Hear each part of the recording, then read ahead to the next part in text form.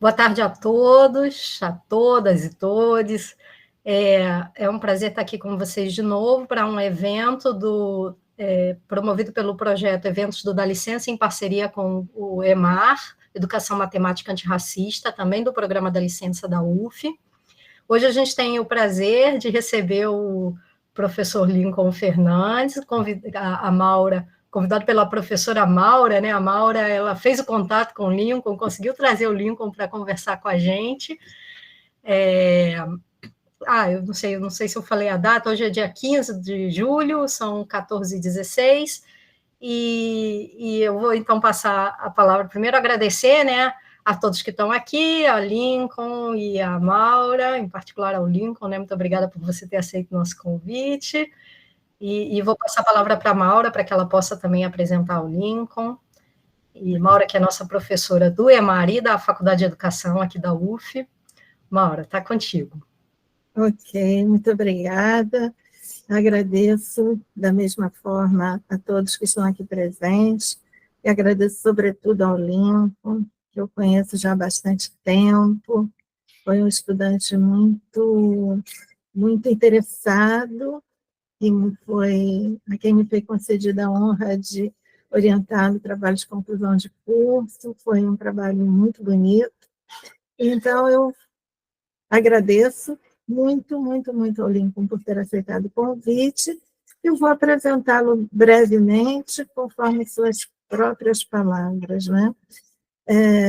Lincoln se apresenta como Lincoln Rosa, é morador de São Gonçalo, é professor e é mestre em ensino de Química pela Universidade Federal Fluminense, pesquisador de temáticas de educação científica antirracista e educação ambiental, é professor do Colégio Salesiano Santa Rosa e de outras escolas da rede privada, além de participar do Núcleo de Educação Popular do coletivo Nós por Nós, na comunidade do Jardim Catarina, em São Gonçalo, o bairro onde ele nasceu.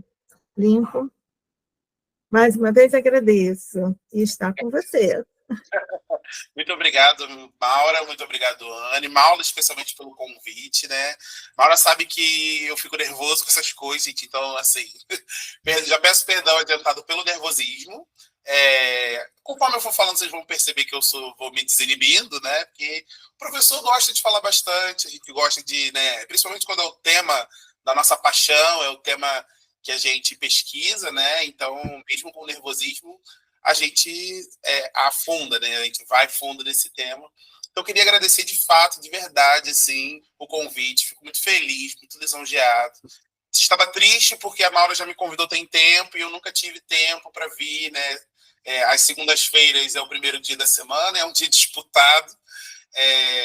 Então, eu nunca pude, né, vir aqui falar com vocês. E aí a gente conseguiu um tempinho, né, nessa época de férias, para a gente poder trocar, para eu vir aqui falar um pouco do meu trabalho e também conhecer o projeto, conhecer vocês, né?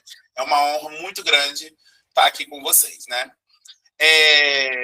Muito bem, e como a Maura colocou, né, eu estou inserido muito mais no ensino privado, mas tenho muito contato com a educação pública por meio dos projetos que eu já trabalhei, além do Nós por Nós, que é o que eu estou atuando, né, no momento, e que eu estou mais inserido, né? Eu também trabalhei em outros projetos de educação popular, principalmente na UF mesmo, na minha época de mestrado, na minha época de graduação. Acho que a minha conexão com a educação popular me ajudou a transformar o jeito como eu dou aula, né? E pensar como é a educação também. Então, isso me coloca muito mais próximo da educação pública, me coloca também muito mais em contato com esses alunos que têm um sonho, né, de não só terminar os estudos, não só de estudar, mas de dar um passo adiante, de estar no mesmo lugar que a gente, dentro da universidade, né, em contato com o conhecimento de fato, né, e principalmente mudar de vida.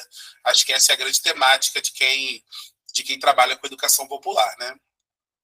Para além disso tudo, hoje a gente vai falar sobre educação ambiental e educação ambiental antirracista.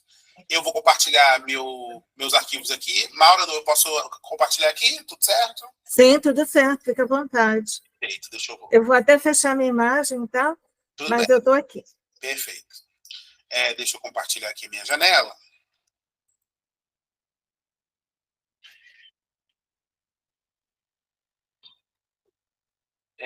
Peço que vocês me digam se está aparecendo aí para todo mundo. Sim, está ótimo, Aline. Perfeito.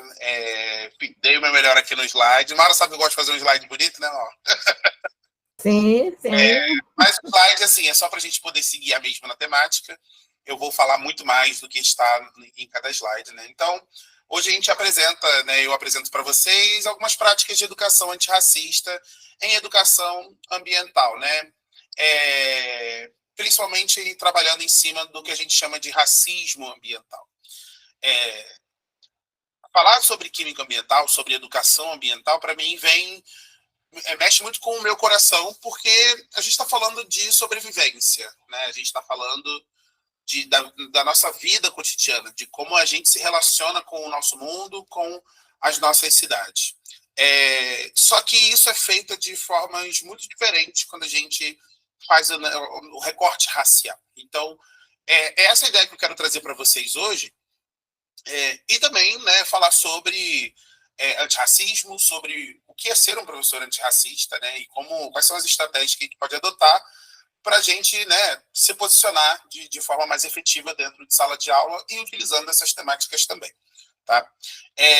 Eu quero começar, então, justificando, né, a minha presença aqui, justificando essa temática, justificando o estudo de vocês ao longo de todos esses projetos que vocês vêm tendo, né? A Maura comentou comigo que vocês já tinham visto, né, já tinham conversado com outros profissionais acerca de antirracismo, sobre pautas raciais, e isso eu vi com muito bons olhos, né? Eu sei que é um tema que precisa ser atacado por diversas frentes e diversas fontes e diversas vivências, mas ainda fica essa pergunta, né? Muitos professores ainda se questionam: antirracista para quê?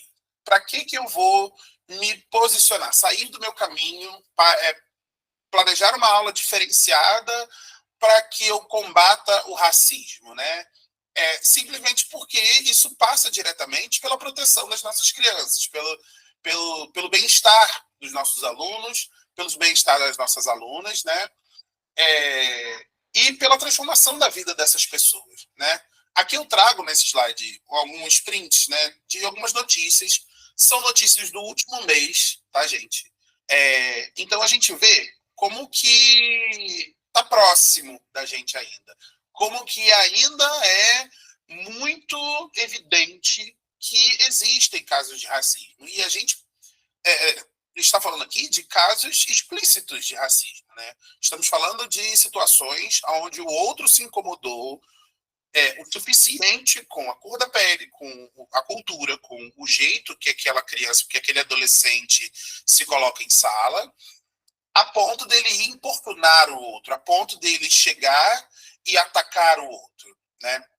Então, esses casos que eu trago aqui são alguns que exemplificam, né, o nosso papel, justificam por que a gente precisa ainda, em 2024, falar sobre isso, estudar sobre isso, pesquisar sobre isso e transformar a visão dos nossos alunos sobre isso. Tá? Então, a gente sabe que a sociedade, ela privilegia, né, as narrativas que são brancas, né? Qualquer pessoa que não seja lida socialmente como branca não está validada para falar sobre educação, não está validada para demonstrar o conhecimento, a habilidade que se tem. E quando isso acontece, quando acontece esse destaque, né, quando essas pessoas negras, pessoas indígenas, são colocadas, né, e são incluídas no nosso meio escolar, muitas vezes acontece o que está estabelecido nessas notícias, né? A gente tem aqui na esquerda, né, uma notícia de São Paulo, que alunos de São Caetano do Sul denunciam uma discriminação numa escola, né, municipal. Atrás aqui a gente tem o racismo nas escolas, né, falando sobre a situação das filhas da Samara Filippo, da atriz, né, que teve uma grande repercussão por ser filhos de artistas, né, acabam tendo uma exposição um pouco maior, para a gente poder ver também que ninguém está, né, ninguém escapa desses efeitos. Não importa se você é uma pessoa comum, como todos nós aqui somos, ou se você é um artista que está todo dia na televisão e que as pessoas amam, não importa. Na hora de se cometer o ato de racismo, ou na hora do racismo se aflorar, ele vai acontecer independente de quem seja, de sua condição social, independente, né, se você está ou não ali numa situação de vulnerabilidade, né? À direita aqui a gente tem um caso muito extremo, né, que foi trazido pela Carta Capital, que a estudante foi pisoteada, ela foi depredada, né, ela foi agredida por uma multidão. Então, é algo bem maior do que apenas ofensas verbais, é algo que chega ao ponto da violência física. E aqui abaixo a gente traz, né, uma notícia muito próxima da gente, que aconteceu em Niterói, numa escola particular. E aí eu trago um pouco da minha perspectiva diária sobre como eu estou inserido em escolas particulares. A gente vê que o fato de ser uma escola conceituada ou que tenha alunos que tenham, né, uma condição social melhor, uma instrução maior, famílias instruídas, isso não muda nada. Isso muitas vezes até piora a situação, porque os recortes sociais se mesclam com os recortes raciais em cada um desses casos, e o racismo ele continua acontecendo de formas diferentes, é verdade, mas ainda acontece, né?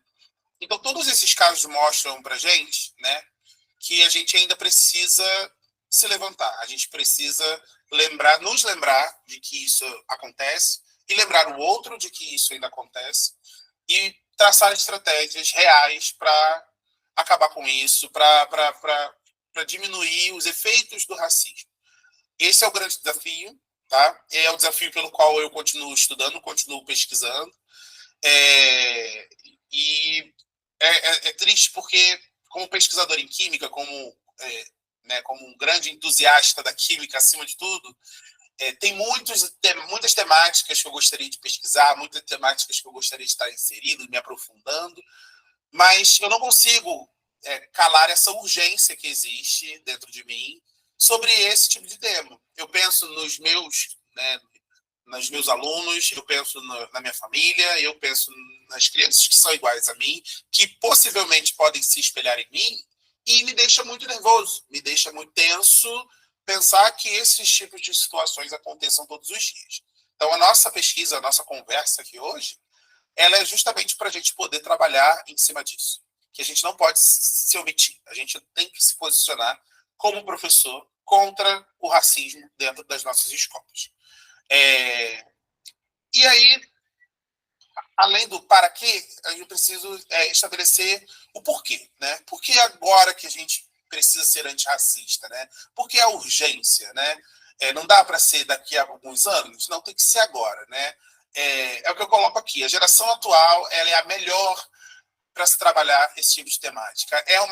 São jovens que estão dispostos a se posicionar, são jovens que estão dispostos a debater, seja um debate de enfrentamento a essa ideia de que exista o racismo, de que aconteça o racismo, ou a favor, né?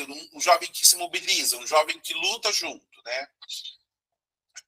Vai haver um trabalho maior para lidar com toda essa energia, né, desses jovens em cima dessa temática, mas é muito melhor, é um solo mais fértil para o desenvolvimento dessa temática, para que a gente possa construir gerações que vão além, né, do simples reconhecimento do racismo e que possam chegar no ponto do debate, que possam falar e conhecer autores, possam traçar suas próprias estratégias em direção ao combate ao preconceito e à discriminação, né?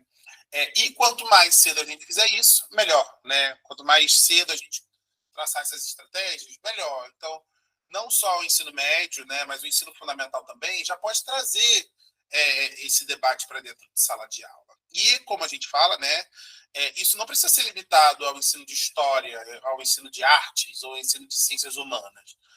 Nós, das ciências ditas como exatas, né, a matemática, a química, a física, a biologia, pode falar sobre isso, porque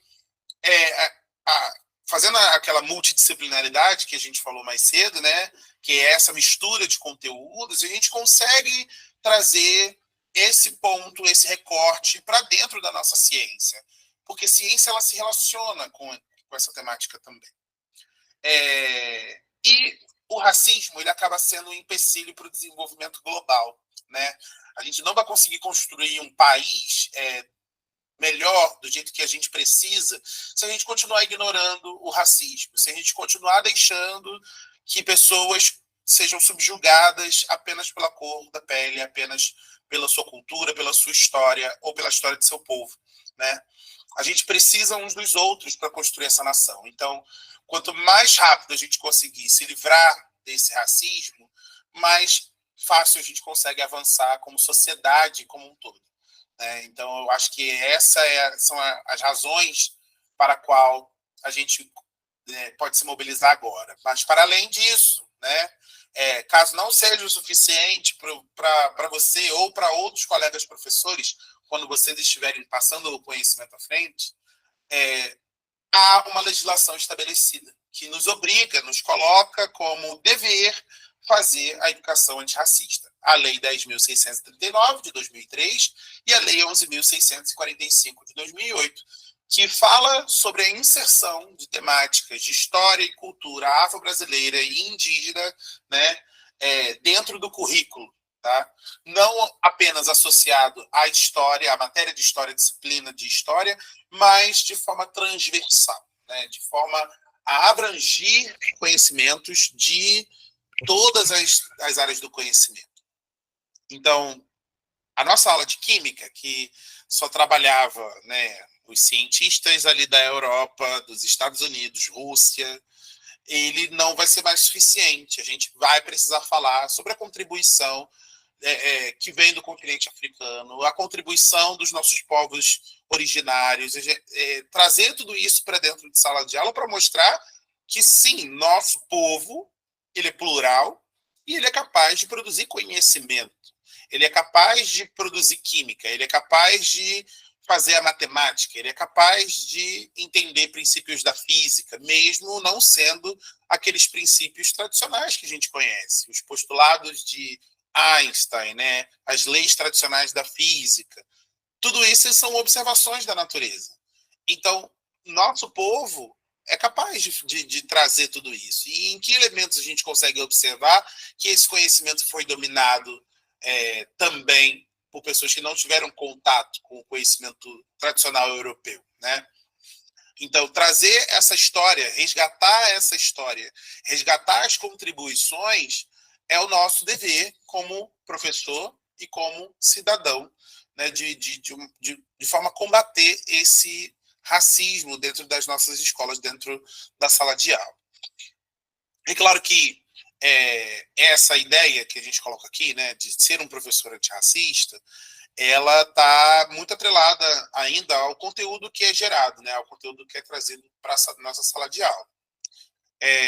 Mas, acima de tudo, a gente precisa ter atitudes antirracistas, né?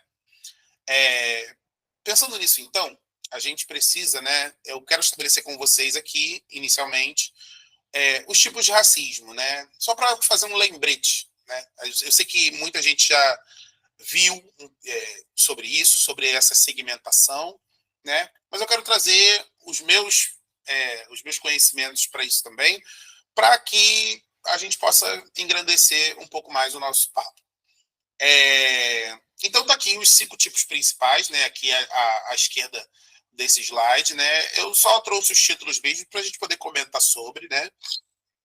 E eu quero que vocês observem as diferenças, porque isso vai ser muito... vai ser crucial para traçar estratégias contra o racismo, né? Então, a gente tem o racismo estrutural, que é talvez o mais famoso hoje em dia, né? Que é o racismo que permeia toda a sociedade, né? O racismo que está presente no dia a dia, na estrutura da sociedade, né? Que vai normalizar e institucionalizar as práticas racistas, tá? Esse racismo estrutural ele vem de uma herança discriminatória lá do período escravocrata, né, onde se via pessoas negras e pessoas indígenas apenas como serviçais, apenas como um objeto, né? E curiosamente, com o tempo, isso não se perdeu. Essa ideia continua sendo perpetuada, né, dentro da sociedade. Tá? Então, a falta de medidas para que esse povo negro seja integrado naquela época gerou essas marcas que ficaram na história. Então, a gente tem... as estatísticas mostram muito bem isso, né? Estatísticas sociais, aonde o povo preto está inserido nas cidades, né? Os níveis de criminalidade associados à cor da pele, você tem os estereótipos, né? Você tem as segmentações sociais. Por exemplo, a população achar que alguns grupos, né, étnicos servem somente para algumas coisas, que o indígena tem que estar dentro da mata, que o negro tem que estar na área de serviço. Né? Tudo isso, esse pensamento, né, vem do racismo estrutural, que se assume coisas sobre as pessoas baseados na sua etnia, baseado na cor de sua pele e de onde você vem. Né? Geralmente, o racismo estrutural coloca as pessoas negras como trabalhadores braçais, que não são detentoras de conhecimento. Então, nós, como professores, entender que o nosso aluno negro está passando por isso, né, tem que abrir um alerta na nossa mente. Né? Poxa, aquele aluno, ele muitas vezes é colocado como uma pessoa que não produz conhecimento. Não por ele performar dessa forma em projetos ou algo do tipo, mas simplesmente por ele ser uma pessoa preta, por ele ter uma pele escura, as outras pessoas vão entender isso. Outro exemplo de racismo estrutural é achar que pessoas negras são sujas ou não têm uma higiene completa. Né? Isso é muito chocante, mas muitas pessoas acreditam nisso. Né? E aí nós temos aqueles casos nas escolas das garotinhas que vão com o cabelo preso ou com o cabelo, né, o cabelo crespo, né, muito solto, muito volumoso, e as professoras acham que aquilo é sujo, que aquilo não está tratado, de que aquilo não é certo, que tem que cortar, que tem que amarrar. Os meninos, muitas vezes, passam por esse processo de raspar a cabeça, de botar sempre o cabelo baixinho, porque senão fica confundido como uma pessoa com falta de higiene. Então, a gente passa por esses processos que são desumanizadores, né? São muito associados à nossa imagem, muito mais à nossa imagem, do que aquilo que a gente é. Né?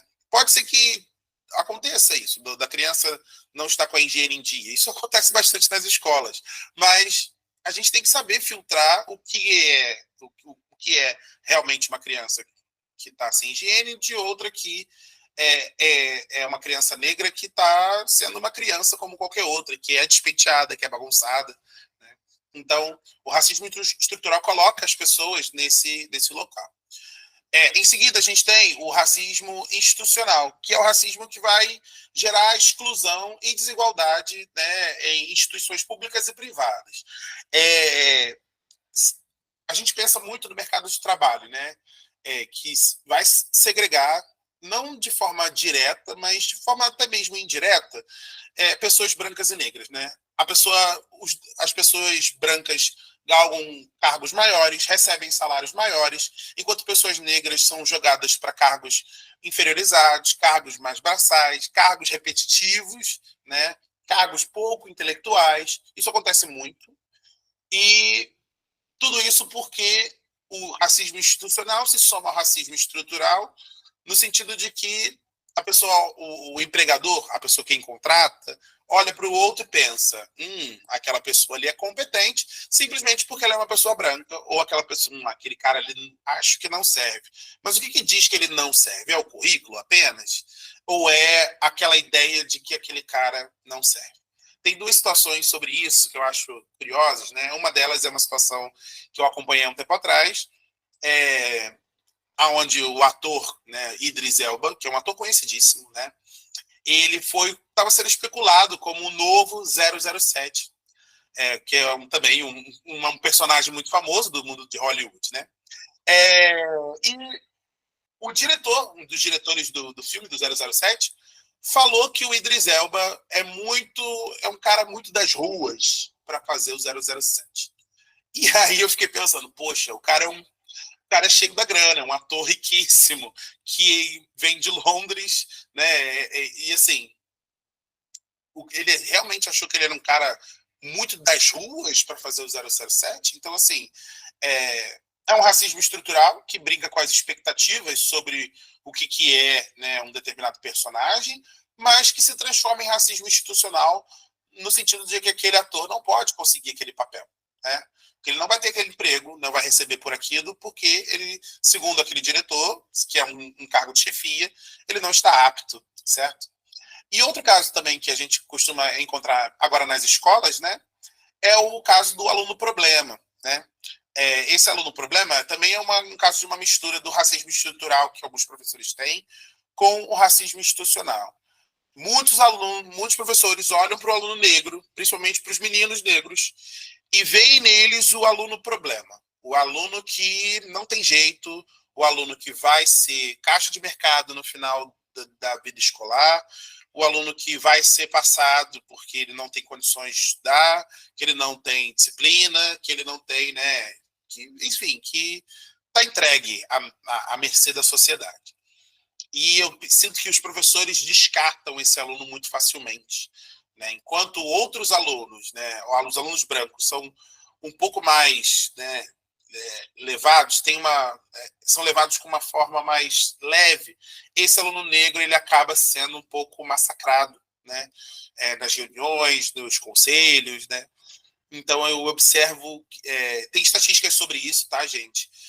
Tem pesquisas que dizem que o aluno negro ele está mais atrelado ao aluno problema, e justamente por causa isso acaba se tornando um racismo institucional, porque a gente não pode esquecer que a escola é uma instituição, e sendo uma instituição, ela também coloca, né, ela ranqueia, ela organiza hierarquias dentro da própria escola, né?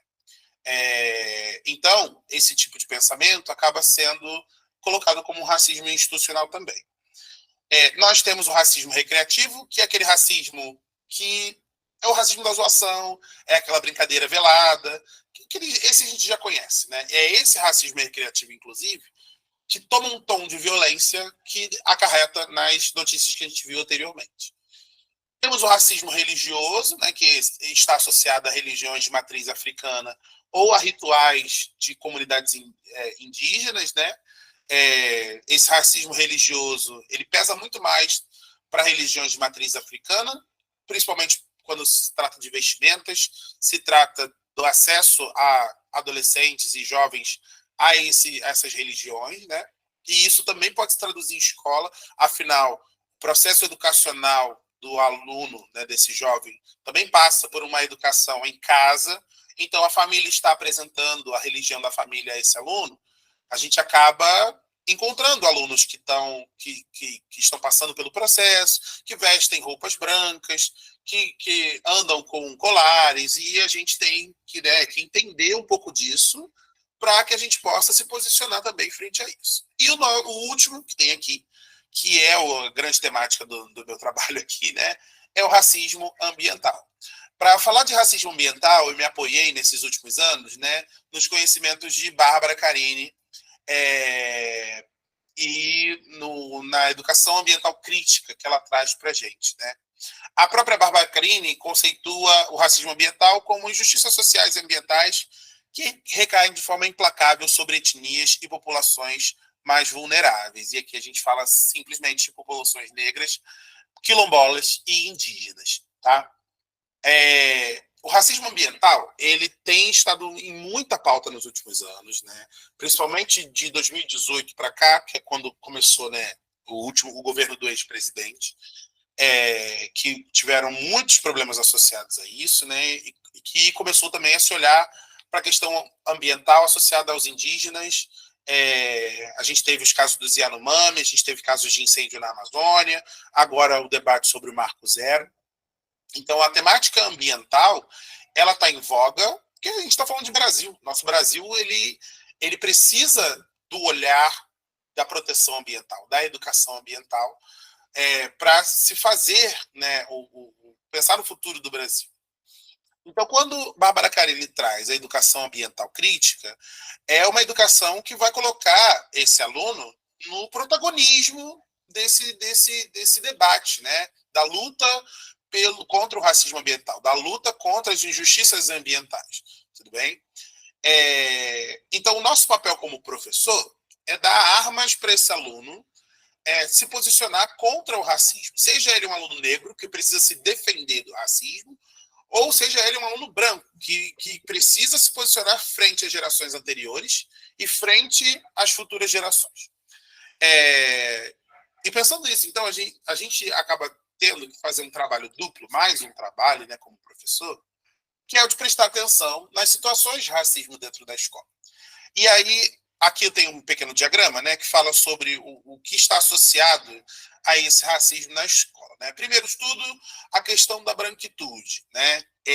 Quando a gente fala de branquitude, a gente está falando da pessoa branca, né? Que não se reconhece como dentro do contexto racial. A pessoa negra entende que ela é uma pessoa negra e que ela sofre racismo e que tem diversos mecanismos associados à sua cor de pele. A pessoa indígena entende isso também, que ela vai ser olhada de forma diferente por ser pessoa indígena, por fazer parte de uma comunidade, por seguir, né, ter hábitos ou ter costumes diferentes das outras. Mas a pessoa branca é vista como o normal, a normalidade, né? Mas o que se estabelece, né, dentro dos debates raciais é que há também, né, os mecanismos para as pessoas brancas, e um deles é o Pacto da Branquitude, que é um acordo não verbal entre pessoas brancas para se beneficiarem. E pensando que os cargos de poder, né, as posições de poder, geralmente estão nas mãos de pessoas brancas, isso se torna um problema de cunho racial aqui, né? Se o professor, que é que está dentro da sala de aula, ou seja, numa posição de poder, olha com mais carinho para o aluno branco do que para o aluno negro, isso gera um problema, porque o aluno negro sempre vai ter problemas com esse professor. O aluno branco sempre vai ser favorecido por esse professor, né?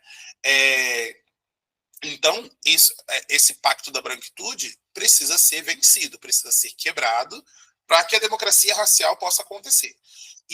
O pacto da branquitude também acontece no campo epistemológico, no campo mental e conceitual do nosso trabalho como professor. Quando a gente escolhe conteúdos para trabalhar em sala de aula, exemplos, situações, casos, problema para estudo, tudo isso que a gente escolhe colocar na nossa aula também parte dessa ideia de que há um afeto maior, né, entre conteúdos, entre conceitos, conhecimentos produzidos por pessoas brancas. A ideia geral, né, que se passa é que a pessoa branca produz o conhecimento com um pouco mais de credibilidade. E isso se torna um problema quando a gente quer trazer conteúdos para dentro de sala de aula que sejam racialmente democráticos, né, que sejam, né, plurais a nível racial. O seguinte é o abandono escolar, né? Isso precisa ser vencido no sentido de que a gente precisa manter esse aluno na escola. Esse talvez seja um dos grandes desafios, porque mexe com situações externas ao poder escolar, né? A gente não consegue fazer algo só dentro da escola para evitar o abandono escolar. Precisa ser feita uma ação coletiva para mudar a vida daquele aluno, para manter ele dentro da escola. Mas se a gente conseguir, pelo menos, eliminar o fator escolar, né, já é muita coisa. Então, o abandono escolar realmente é uma questão para esse racismo na escola. A violência também não só a violência dentro da escola, né, do professor com o aluno, entre alunos, né, do corpo docente, de maneira geral, com aquele aluno, mas a violência a qual esse aluno vive fora da escola, né? Essa violência acaba sendo replicada dentro da escola, reverberada, né, dentro da escola, de certa forma. A segregação, né, que é a separação, né, desse aluno negro, né, para outros alunos brancos, e isso acontece, né, nessa questão aí, que a gente coloca o aluno branco em um patamar e o aluno negro em outro patamar, ou a gente entende que aquele aluno negro consegue fazer coisas ou não consegue fazer coisas que a gente propõe, enquanto o aluno branco consegue. Então, esse tipo de coisa não pode acontecer. O determinismo, que é aquilo que eu falei, de você estabelecer que aquele aluno negro não vai conseguir, de que ele vai ser algo na vida que não está pré-estabelecido, de que ele não vai ter condições, de que ele não vai entender, de que tudo isso que já está muito pronto na nossa mente acaba sendo associado ao racismo, né? Pode ser associado ao racismo e acaba colocando isso. Sei que a gente usa isso muitas vezes como termômetro para deixar nossa prática um pouco mais dinâmica, mas a gente tem que acreditar nos nossos alunos, né?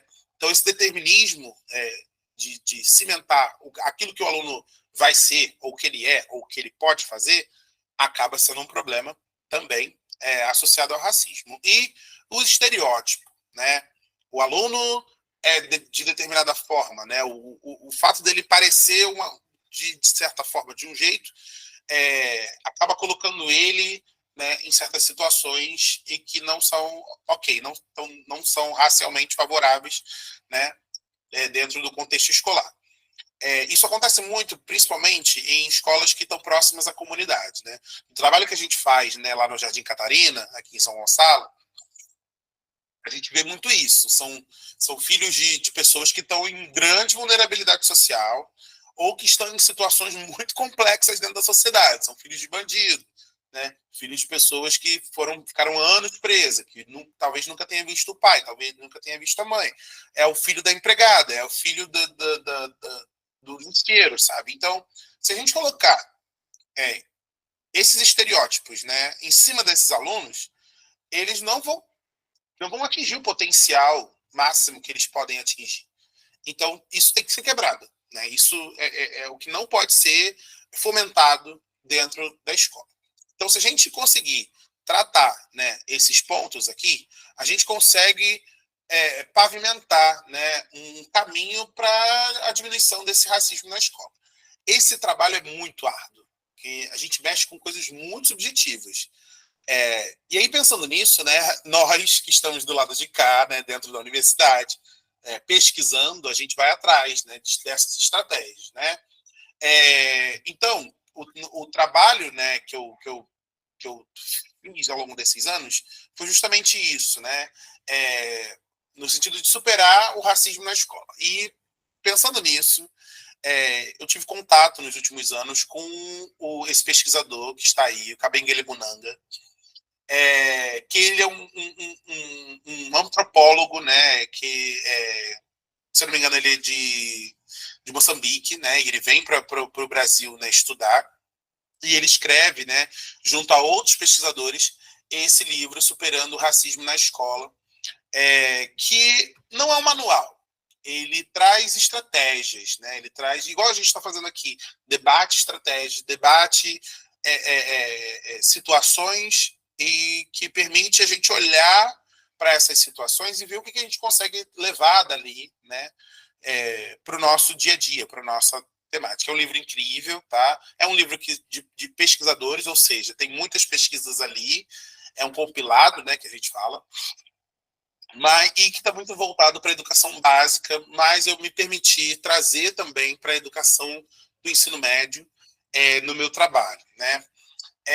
Então, o Kabengele fala muito da devolução da memória, da história, da cultura e da identidade negra de volta para a sua população, né? Eu falo com os meus alunos, né, sempre quando a gente está falando sobre questões raciais em algumas situações em sala, porque tem esses momentos, tá, gente? Eu mesmo sendo professor de química, o aluno vai querer me tirar dúvida sobre questões raciais, sobre o que eu acho, o que eu penso, né? Isso acontece bastante. E, dependendo do tema, eu tiro meu corpo fora, né? Mas tem outros que eu consigo dar uns 2 centavos, sem que eu me coloque, né, em uma situação complicada com os alunos. E quando a temática é racismo, eu sempre vou com muito cuidado e tento ir com muito afeto para tratar desse assunto, porque Se o aluno está vindo perguntar para a gente, é porque ele está interessado, ele quer mudar, ele está com dúvida, e aí é o momento de fazer a transformação, né? Então, esse aluno que está ali inserido, o aluno negro que está inserido em sala de aula, ele não tem um acesso à memória, né, à cultura dele de forma completa, né? E eu sempre coloco o paralelo dos alunos que têm uma história, né, dos alunos que sabem de onde vem sua família. Ah, porque eu sou de origem europeia. Meu trisavô veio da Espanha. Meu avô, meu tio-avô veio da Itália. E tem sempre um aluno que fala isso. E os alunos negros geralmente não têm essa historicidade, né, familiar. Então, trazer um pouco disso, né, da história, da cultura, da identidade, de onde vieram, né, certas coisas, né, de como é a cultura hoje na África, na América Central, que é onde tem grandes populações negras, ou até mesmo no Brasil, né, como que se desenvolveu a negritude do Brasil. Isso é fundamental para que aquele aluno se sinta visto, se sinta abraçado dentro de sala de aula. Isso é importantíssimo, porque a gente, muitas vezes, principalmente nas ciências mais duras, a gente esquece que existem outras sociedades e a gente só fala de Europa e a gente só traz exemplos de cientistas renomados e da Europa, dos Estados Unidos, e a gente acaba não levando, né, a nossa cultura e outras culturas para dentro de sala de aula. Fazer também um trabalho desse direcionamento da percepção, né? Mudar a ideia de que negros tenham lugar específico na sociedade, que podem fazer certas coisas e não podem. A gente sempre pensa no jogador de futebol, né? Quem vai ser o jogador de futebol do momento, né? E aí muitos colocam uma pessoa negra ali, né?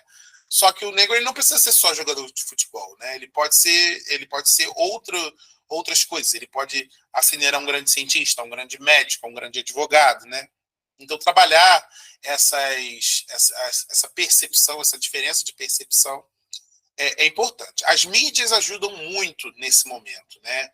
A gente está vivendo também uma época em que a diversidade está tomando conta dos processos de mídia, seja forçadamente, né? Porque, infelizmente, a mídia ainda serve ao ideal capitalista, né, de geração de lucro, mas estamos sendo apresentados a diversas narrativas, né, muito diversas. Então, a gente pode utilizar isso das nossas aulas para pontuar, para trazer atenção justamente para essas situações e falar sobre isso, e trabalhar em cima disso. Algumas das nossas estratégias também vão ser pensadas dentro dessa situação, né? E o que Kabengele Munanga traz para mim, né, é que, essa frase é diretamente tirada desse livro, e é chocante, né, que não há uma fórmula efetiva que apresente soluções contra a perpetuação do racismo na sociedade. Não tem receita de bolo, gente. O beabá, é fazer de pouquinho em pouquinho até que a gente consiga, né, trabalhar em cima disso. E aí, o trabalho de enfrentamento ao racismo passa por uma negociação das diferentes identidades. Você vai estar colocando ali toda uma cultura estabelecida que venera a pessoa branca e você está querendo ir contra aquilo, ou a sua metodologia está indo contra aquilo. Isso vai ser um desafio. Tá? E os modelos educacionais precisam conversar com isso também. Então, esses vão ser os desafios que a gente vai, né, trabalhar dentro desse livro e também que a gente vai aplicar, né, nas nossas práticas. Né? E aí, pensando em inclusão racial, mais um diagramazinho para vocês, né? O que a gente precisa para fazer uma inclusão racial? Né? De fazer uma diversificação, uma democratização racial dentro das nossas escolas, dentro do nosso ensino. Né? Primeiro de tudo, representatividade. Né? Não assim, é muito bom que todos nós estejamos pensando, né, em como fazer educação antirracista, mas se o aluno não vê que existem professores negros na escola, isso vai ser um problema, porque o professor ele é uma posição de poder, ele é uma posição hierárquica. Então, se você fala para o aluno que é possível pessoas negras criarem conhecimento e difundirem conhecimento, por que então que não tem um professor negro ali? Né? uma diretora negra? Por que, que na minha sala de aula só tem alunos brancos? E tudo isso, né, acaba sendo colocado em xeque. Tá? E outras situações também estão associadas. Né? A gente pode falar sobre representatividade no campo maior da sociedade, médicos, advogados, engenheiros, né? Brancos e negros, que trazem essa ideia de possibilidade. O aluno precisa se ver como possibilidade. Então, a representatividade ela trabalha em cima disso. A integração com a comunidade, né? Principalmente se a escola estiver inserida numa comunidade que tenha muitas pessoas pretas, é essencial que a escola converse com a comunidade, com o ambiente ao redor, para observar justamente que pessoas negras estão ali. Né? Nós existimos, nós trabalhamos, nós colocamos a mão na massa e nós construímos toda essa integração, toda a nossa sociedade. Então, estar em contato com a comunidade é essencial. Empoderamento, a gente também precisa dar voz, precisa falar para esse aluno negro que ele pode sim combater o racismo e falar para o aluno branco que ele também pode se posicionar contra o racismo. Isso é muito importante dos dois lados, né? A gente não tem como controlar a população da nossa sala de aula. A gente pega turmas heterogêneas, alunos brancos, alunos negros, meninos, meninas, né? Então a gente tem uma pluralidade muito grande. Se você não coloca esse aluno numa situação em que ele pode melhorar essa sociedade, dizer que é para ele que é possível, ele não vai fazer, ele não vai acreditar. Então, esse empoderamento precisa ser feito. Tá? A afetividade é muito importante também. A gente não pode chegar e falar de racismo na agressividade. É um tema sensível para muitos dos nossos alunos, principalmente para os nossos alunos negros. Né? Há muito sofrimento associado aos casos de racismo. Toda pessoa negra provavelmente já sofreu racismo alguma vez na vida. Então, se você for tocar nesse assunto, é importante ter essa consideração de que talvez aquele aluno negro que esteja ali, ele não queira ser exposto. Né? Quando você fala sobre negritude, se ele é um dos poucos alunos negros na turma, ele vai virar um assunto. Né? Ou, mesma coisa quando você fala sobre branquitude, se aquele é o único aluno branco da sala, ele vai virar assunto. Então, a afetividade tem que entrar aí no sentido de que estamos construindo laços, estamos construindo um país melhor para que nós possamos viver e conviver e construir a nossa sociedade. A multiculturalidade está muito em encontro, né, daquilo que a gente falou sobre relacionar as nossas disciplinas, sobre relacionar diversas mídias, né, trazer, né, novas culturas para dentro de sala de aula e para o nosso conhecimento. E, por último, né, diversidade. A gente precisa encontrar todo tipo de pessoa falando sobre racismo. A gente precisa trazer, né, um conteúdo diverso, um conteúdo que seja produzido por mulheres, por negros, por pessoas LGBT, por todo tipo de gente que mostre que para todo mundo é possível construir conhecimento. Eu acho que o grande mote é esse, né? Superar o racismo na escola é pensar que todos podem construir igualmente esse conhecimento, né? E que a questão racial ela pode ser vencida em cima disso. Para isso, então, a gente vai falar então dessas práticas. Né? O que a gente pode fazer de forma prática para trabalhar isso? Como eu trouxe, o mote que eu normalmente uso, para onde eu fui, né, o caminho que eu segui, foi o da educação ambiental. E qual é o rolê da educação ambiental? Por que a educação ambiental conversa muito comigo, né? Quando a gente fala de química, né, eu vou trazer um pouquinho para a minha área, porque isso se justifica muito na minha área, mas é óbvio que para as outras áreas da ciência isso também entra. Mas quando a gente fala de educação ambiental, a gente está falando do cotidiano, a gente está falando da sobrevivência, do bem-estar, e isso, para pessoas, para populações negras e para populações indígenas, isso é muito forte. É muito forte você e sua família estarem em boa saúde, habitarem um lugar que seja digno, que seja, né, favorável à sua prática diária, que você possa ir e vir. Né? Isso é muito importante. Então, quando a gente pensa, né, em educação ambiental, a gente pensa nesse tratamento do bem-estar. E dentro da temática racial, isso é fundamental. Né?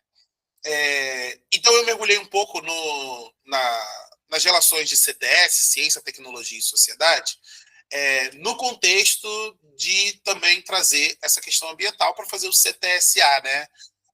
Que é essa sociedade, tecnologia e meio ambiente que abraça todos esses três, né? A gente conversa ciência e tecnologia dentro da sociedade, mas esses três precisam respeitar e venerar o meio ambiente, sempre precisa estar de acordo com o meio ambiente. Então, esse recorte ambiental precisa ser feito para que a gente possa aplicar tudo aquilo, todo o conhecimento que a gente traz, né? Só que, pensando em educação ambiental e pensando em combate ao racismo, a gente entra no racismo ambiental, a gente cruza esses dois, né? E pode falar sobre racismo ambiental. Então, é uma forma muito fluida da gente colocar a temática da pauta racial com a temática do meio ambiente em sala, né? E aí, o que eu trago aqui de sugestões para a gente poder falar sobre isso, né? Aqui eu tenho um clássico, gente. Ele já se tornou um clássico, né? Esse filme já se tornou assim um dos favoritos aí para os nossos alunos, que é o filme do Pantera Negra, né? Da Marvel. Eu sei que é um filme que a princípio, né? A gente fica assim, caramba, filme de super-herói, não tem uma mensagem tão profunda, mas a mensagem desse filme vai além dele, né? Ele traz aquilo que eu falei da representatividade, do aluno se enxergar, ele traz a ideia de juventude produzindo conhecimento, dos jovens defendendo aquilo que eles acreditam, os seus ideais, a sua família, né? A sua comunidade, e isso é fundamental para que esse aluno negro possa se ver, né? Possa entender que ele também tem essa possibilidade, né? E aqui, associado a esses filmes, são dois filmes, né? Um de 2018, que apresenta o personagem, né? E o segundo, de 2022, que desenvolve um pouco mais a história. Ambos trazem diversas temáticas ambientais, né? A proteção à terra, a proteção à cultura, como a exploração, né, desses recursos pelos outros países pode ser voraz. Tudo isso está sendo falado dentro desse filme. E aí eu tenho dois artigos, né? Eu posso depois fazer um pacote de links para mandar para vocês, caso vocês queiram conferir, tá? Mas aqui na esquerda a gente tem a África como tema para o ensino de metais, uma proposta de atividade lúdica com narrativas do Pantera Negra. Então esse artigo vai utilizar não apenas o filme, mas os quadrinhos também. E aí lembrando que a gente pode trazer a arte para o nosso lado, a narrativa para o nosso lado, né? E é uma aula de química ambiental, né? Lembrando sempre disso. Então, ele vai utilizar o filme como apoio para trazer esse aluno, para ele entender, né? Para ele se ver nesse herói. E, a partir disso, a gente consegue trabalhar, né, o assunto de química ambiental. Muito fantástico esse trabalho, tá? E eu fiquei muito animado quando eu li ele, né? Porque, assim, a gente já saiu da análise do filme simples, a gente já está pensando nas aulas utilizando esses filmes, né? Outro que a gente também tem aqui, agora, do Wellington Oliveira dos Santos, da Universidade de Goiás, né? Identidade Negra, Relações Étnico-Raciais na Diáspora, e o filme Pantera Negra, para uma discussão educacional.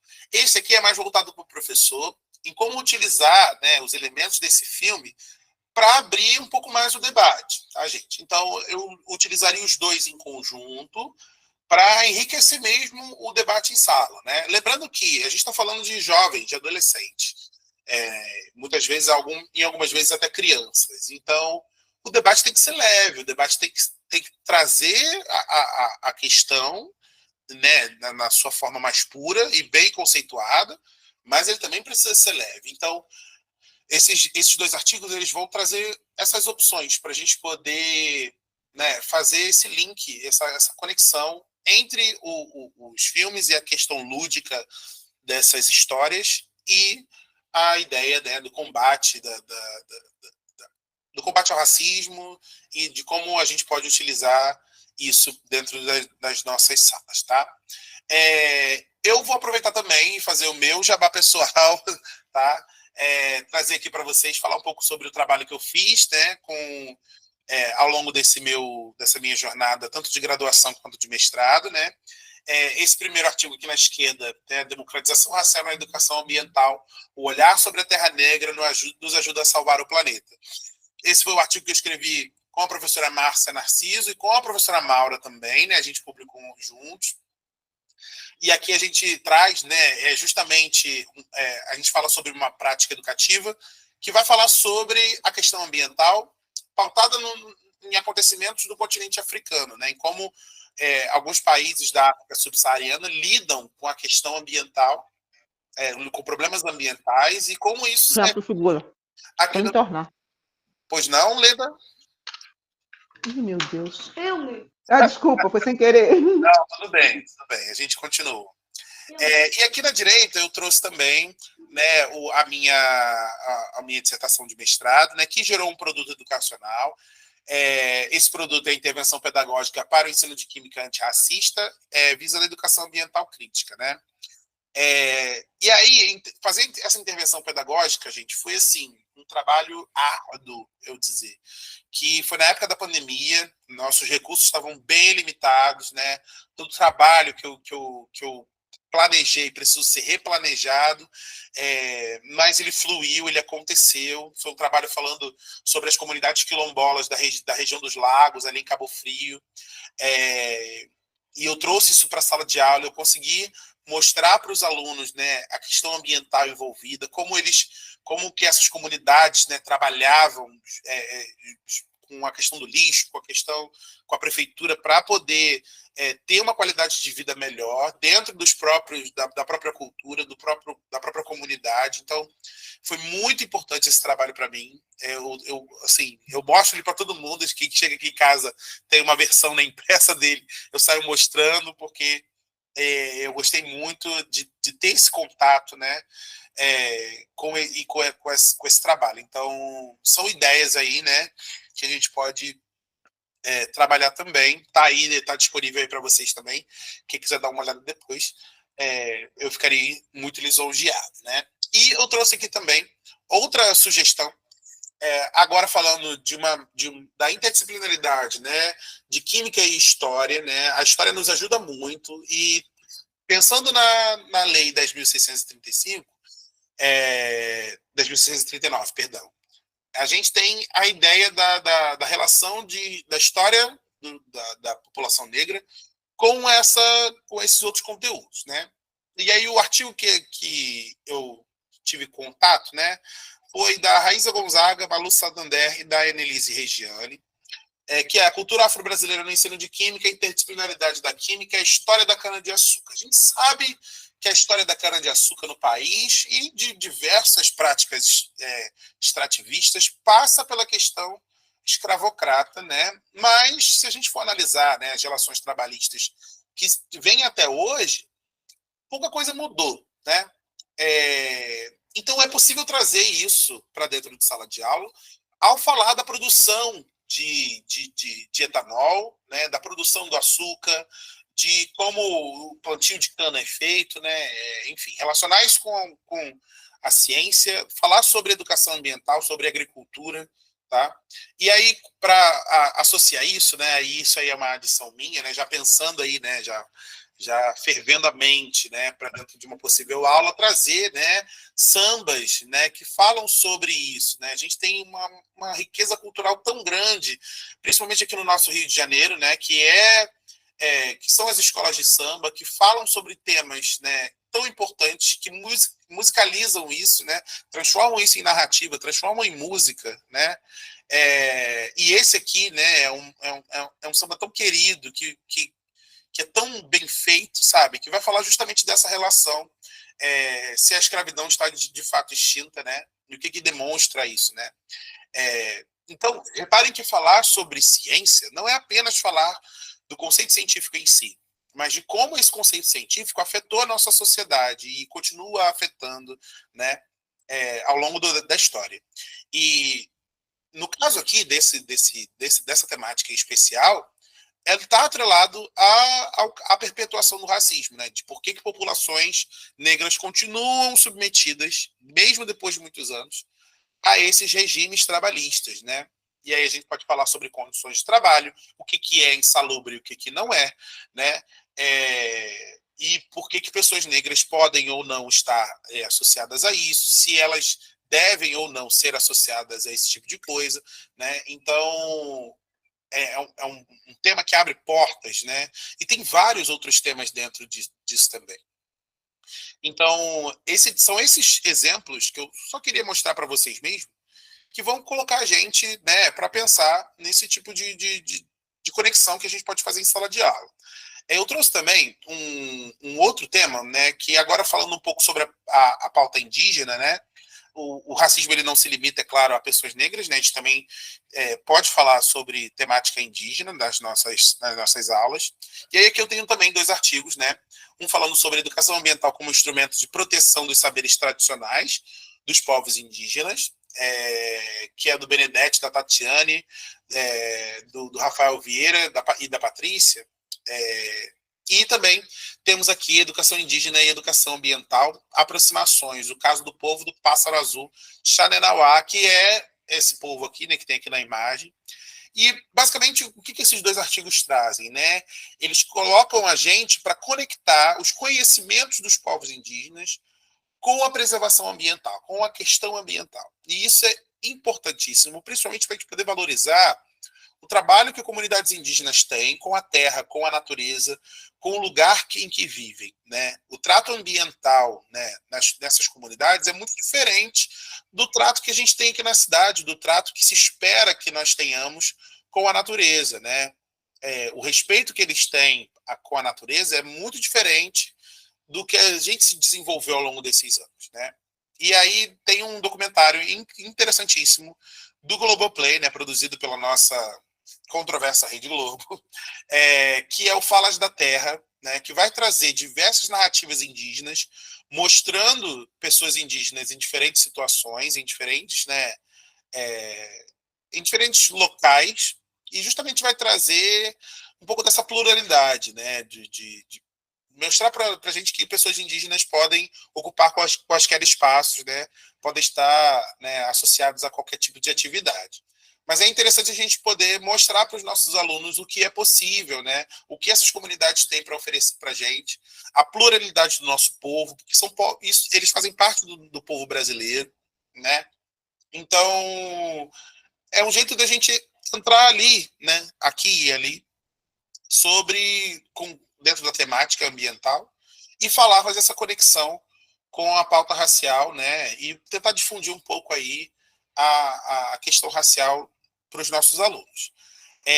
Essas tentativas que eu trouxe aqui são sugestões, obviamente, né, mas principalmente a estratégia que é infalível para todos nós, que estamos aí, né, nesse combate ao racismo, é a iniciativa. Só da gente se preocupar já é muito importante. Da gente ir atrás, da gente poder querer fazer, já é tão importante quanto o trabalho em si, né? E se você tiver 1, 2 aulas que se aproxima disso, os alunos já vão achar incrível. São aulas que às vezes você colocou o mínimo de recurso, né, dentro, e o aluno já fica impressionado, já fica animado, já quer fazer mais, né? Então, é interessante que a gente não precisa fazer muito, né, na direção, a gente precisa ter a iniciativa de fazer. Eu acho que essa é a parte mais importante. Bom, eu queria agradecer a todos pela atenção.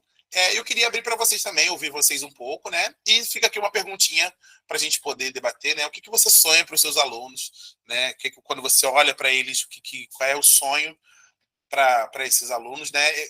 O meu sonho, né, é que a gente consiga, de alguma forma, vencer essas diferenças para a gente poder seguir como sociedade, né? O racismo, ele nos destrói um pouquinho a cada dia, destruiu várias crianças que eu conheço, vários jovens que eu conheço aqui em São Gonçalo, e o meu trabalho é sempre para atenuar esses efeitos e tentar acabar com isso, de alguma forma. Gente, muito obrigado, viu? Muito obrigada, Lincoln. Foi muito rica a sua apresentação. Eu acho que a gente pode se os presentes estiverem de acordo, eu poderia começar com as pessoas respondendo a sua pergunta, né? O que sonham, né? Mas eu queria, desde já, deixar para você aqui, que terminada essa rodada, que você falasse diretamente sobre como foi o seu trabalho relacionado ao racismo ambiental, tanto com relação àquela questão da África do Sul, que você tratou no seu TCC, da graduação, quanto à questão do lixo que você abordou, ou outra mais que você tem abordado no seu mestrado, para a gente conhecer com mais detalhes esses trabalhos, Claro, né? claro. Tá bom? Então, eu abro para o público, se alguém quer. Faz a pergunta de novo, Lincoln. Sim. Você quer que eu mostre aqui novamente? Mas a minha ideia é essa. O que vocês sonham para os alunos de vocês, né? Quando a gente pensa, né, em educação antirracista, né? O que vocês querem para esses alunos? O que vocês sonham para eles?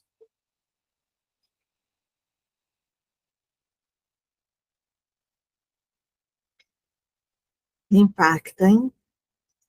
Michele, por favor.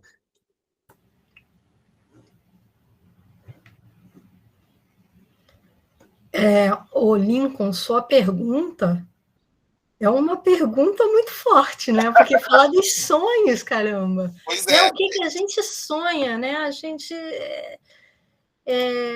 sonharia com um dia em que uma série de mitos que são colocados hoje, né? O mito da democracia racial,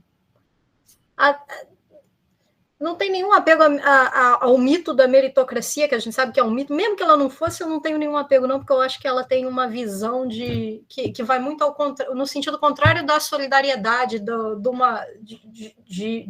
respeito às diferenças, né?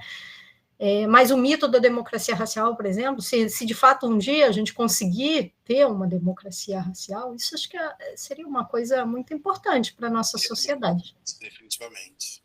Né? Eu acredito nisso também. A Daniela colocou aqui que o sonho dela é ter uma sala de aula em que as pessoas se respeitem e amem as diferenças. Acho que é nesse sentido também, né? E assim, a pergunta foi pesada, mas eu sinto que nós, como professores, nós somos sonhadores, né? Mas a gente, às vezes, sente um incômodo de verbalizar esse sonho, né? Ou esses pequenos sonhos que a gente tem. Mas eu me peguei muitas vezes, Michele, perdendo um pouco da esperança, sabe? A realidade que a gente vive é muito dura, sabe? Então, essa esperança que me faz pesquisar, que me faz ir atrás do conhecimento, né?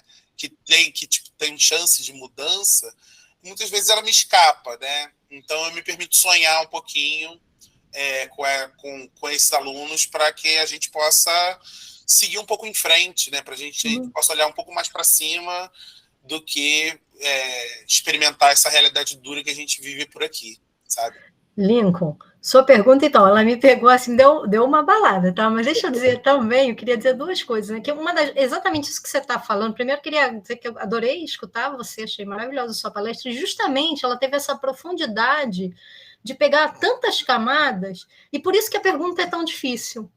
Porque não se trata de, eu sonho com um dia em que a gente vai ter atividades antirracistas, porque daí você tem também aquela coisa de, no 20 de novembro, dia da consciência, a gente faz uma atividade aqui, ou faz uma atividade por semana, e não muda. Nas outras camadas, né? São muitas camadas, e você pegou muito bem, você trouxe muito bem todas essas camadas. Então, eu queria agradecer, dizer que adorei, mas eu também, como a Maura, eu estou aqui com a expectativa de conhecer um pouco mais desses trabalhos que Maura citou, que ela já comentou com a gente no EMAR, e a gente está assim, então, um pouco Vamos falar então. O Leonardo traz aqui também, né, sobre as camadas para responder, né? Ele traz uma frase importante, né? Você é responsável pelo que cativas e não é simples e fácil. Com certeza, Leonardo.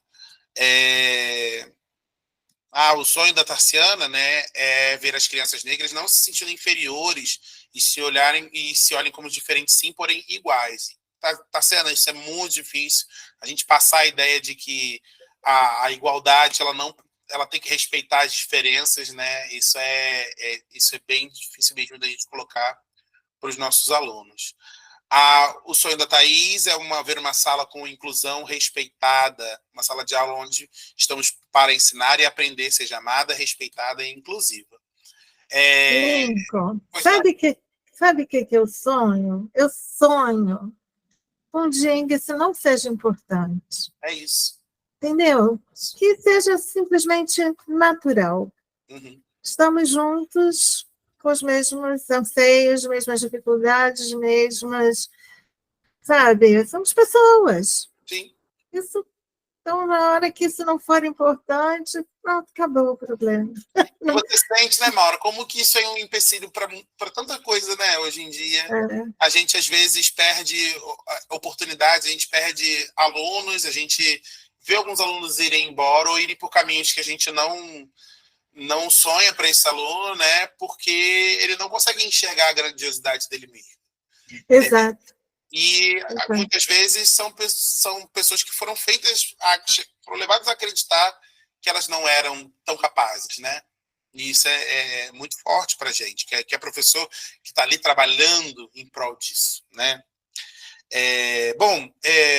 Gente, estou muito tocado com todos os sonhos de vocês. Fala, Paula, fala comigo. Eu quero também responder essa pergunta difícil. É claro. Contribui assim com um ponto, né? Porque é difícil responder de forma completa, né?